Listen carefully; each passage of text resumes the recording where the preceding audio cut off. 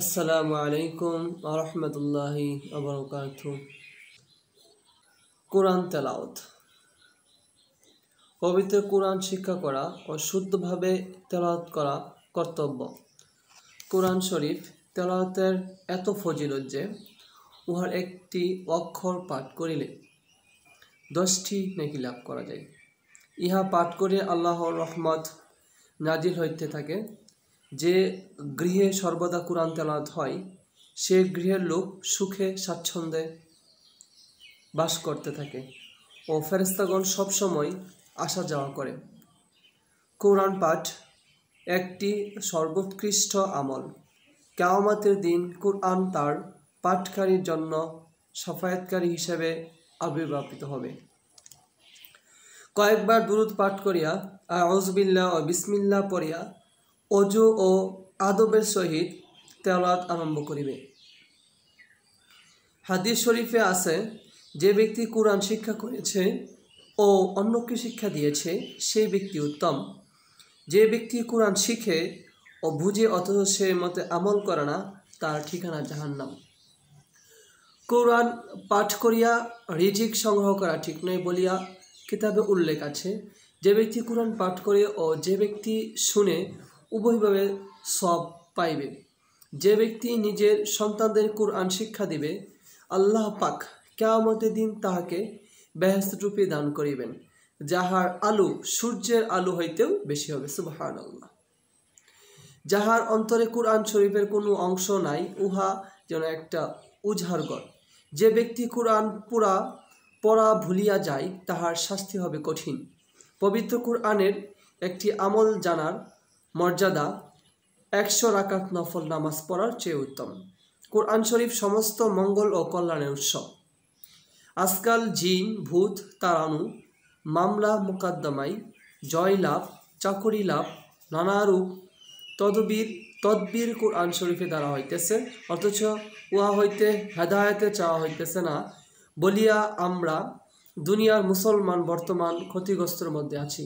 কোরআন শরীফ নাজিল হয়েছে একদিকে মানুষের হেদায়েতের জন্য আর অন্যদিকে সব রোগ মুক্তির জন্য।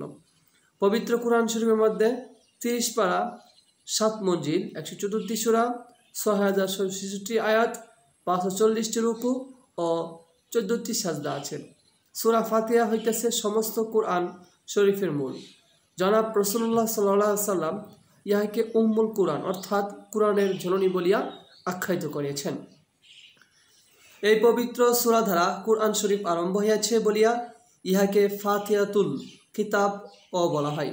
হযরত জিবরাইল আলাইহিস সালাম জনাব রাসূলুল্লাহ সাল্লাল্লাহু আলাইহি সাল্লামকে বলিয়াছেন, আল্লাহ পাক আপনাকে 2টি নূর প্রদান করিয়াছেন, যাহা অন্য কোনো নবীকে প্রদান করা হয় নাই। উহাদের একটি সূরা ফাতিহা এবং অন্যটি সূরায়ে বাকারার শেষ 3টি আয়াত। যাহারা এই আমল করিবে তাহারা বেহেশতবাসী হইবে। সূরা ফাতিহার মানুষের একটি প্রার্থনা মাত্র এবং কোরআন শরীফ হইতেছে উহার বাস্তব উত্তর। এর জন্য সূরা ফাতিহাকে কোরআনের অগ্রভাগ স্থান দেওয়া হয়েছে।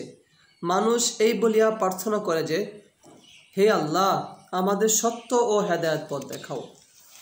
আর উহার উত্তরে আল্লাহ পাক মানুষের জীবন বিধান হিসেবে পবিত্র কোরআন শরীফে দান করিয়াছেন।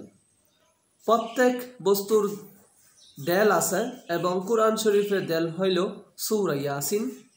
প্রত্যেক বস্তুর একটা সৌন্দর্য আছে এবং কোরআন শরীফের সৌন্দর্য হল সূরা আর রহমান।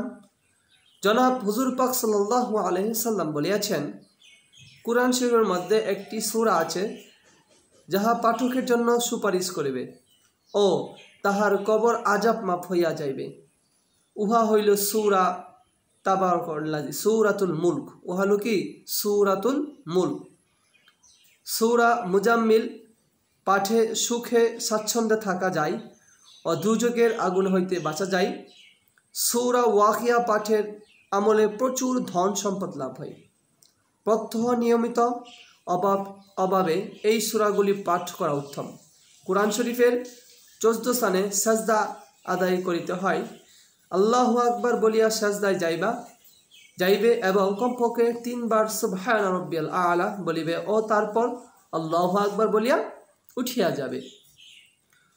সূরা ফাতিহা প্রত্যেক রোগীর জন্য শেফা। এই সূরা সর্বদা পাঠ করার আমল করলে দিন দুনিয়ার সকল প্রকার মঙ্গল লাভ হয়। সূরা ইখলাস 3 বার পাঠ করিলে পূর্ণ কুরআন পাঠের সওয়াব হাসিল হয়। প্রত্যহ খাঁটি মনে ইহা পাঠ করিলে ঈমান মজবুত হয় ও সর্বপ্রকার উন্নতি হয়।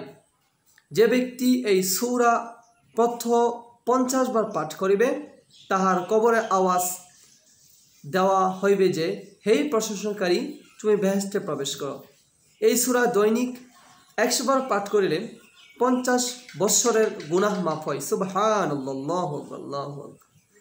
এবং 1000 বার পাঠ করিলে মৃত্যুর পূর্বে বেহেশতে না দেখিয়া মরবে না। সুবহানাল্লাহ।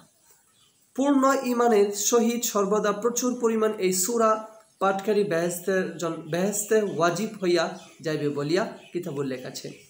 সূরা ইয়াসিন নিয়মিত পাঠকারী যাবতীয় প্রয়োজন মিটাইয়া দেওয়া হয় এবং মৃত্যু যন্ত্রণা ও কবর আযাব লাঘব হয় বলিয়াও উল্লেখ আছে। সূরা কাফিরুন একবার পাঠে কোরআনের 4 ভাগের 1 ভাগ পাঠের সওয়াব লাভ হয়। সূরা জিলজালা একবার পাঠ করিলে কুরআন শরীফের অর্ধেক পাঠ করার সওয়াব পাওয়া যায় ও সূরা তাকাসুর একবার পাঠ করিলে সহস্র আয়াত পাঠের সওয়াব লাভ হয়। কুরআন তেলাওয়াত এমন একটি ইবাদত যাহার জন্য পরকাল এইরূপ বিপুল প্রতিদান দেওয়া হইবে যাহার তুলনা দুনিয়ার কোনো প্রতিদানের সমান হইতে পারে না বলিয়া উল্লেখ আছে। আল্লাহ পাক আমাদের সবাইকে মর্ম বুঝিয়া কুরআন তেলাওয়াত করার তৌফিক দান করুন, আমিন। পাক কুরআনের অর্থ বুঝিয়া তদনুযায়ী কাজ করাই উহার আসল উদ্দেশ্য, শুধু পাঠ করা নাই। সম্মানিত ভিউয়ার্স, আজকের আলোচনার মূল বিষয় হলো যে নবী করিম সাল্লাল্লাহু আলাইহি ওয়াসাল্লাম হাদিসে ইরশাদ করেছেন, খায়রুকুম মান তাআল্লামাল কুরআনা ওয়া আল্লামা। তোমাদের মধ্যে যে ব্যক্তি কুরআন শিখল এবং যে শিখায় সেই সর্বোত্তম ব্যক্তি। আর কুরআন তেলাওয়াতের অনেক পরিমাণ সওয়াব আছে। এক একটা হরফ যদি পাঠ করা হয় তাহলে এক একটা হরফের বিনিময়ে 10 নেকি পাওয়া যায়। এর জন্য আমাদের উচিত বেশি বেশি করে কুরআন তেলাওয়াত করা। বেশি বেশি কুরআন তেলাওয়াত করলে দিল খুবই তৃপ্তি সহকার হয়, দিল খুবই তৃপ্ততা পায়। এর জন্য আমাদের উচিত সকলেই কুরআন শিক্ষা করা, কারণ কুরআন শিখলে আমি পৃথিবীর সর্বশ্রেষ্ঠ মানব হতে পারবো। এর জন্য এবং ইহার অর্থ বুঝিয়ে আমি আমল করতে পারবো। ওয়া আখিরু দাওয়ানা আলহামদুলিল্লাহি রাব্বিল আলামিন। আমি যে সকল কথা বলিয়াছি এই সকল কথার উপর আমাকে এবং আপনাদেরকে আমল করার আল্লাহ তাআলা তৌফিক দান করুন, আমিন।